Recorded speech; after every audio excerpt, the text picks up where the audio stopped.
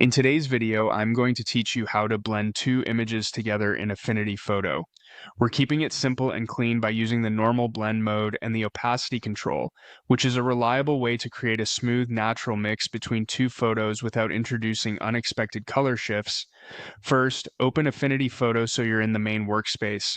You'll see your canvas in the center, the layers panel on the right, and along the top you'll find settings like blend modes and opacity when a layer is selected. These are the controls we'll use to create the blend. Next, make sure you have your two images open. The key idea is that both pictures should be available in your workspace so you can work with them together. When images are available as separate layers, you'll see them listed one above the other in the Layers panel.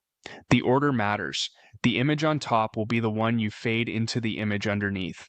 Now, click on the first image you want to blend. The easiest way to confirm your selection is to look for the highlighted layer in the Layers panel. The active layer is the one that will respond to the settings you change. If you gently move it with the Move tool, you'll know exactly which picture you're affecting and how it sits over the other image.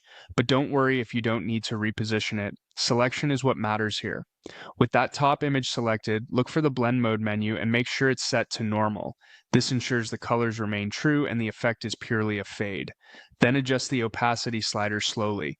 As you lower the opacity, the image beneath will show through, creating a controlled, even blend.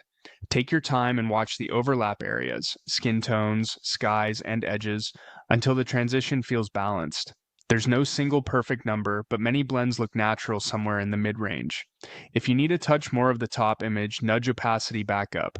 If the mix feels heavy, bring it down slightly. That's it. Open Affinity Photo, have both images ready, select the first image, keep the mode on normal, and fine-tune the opacity for a seamless blend.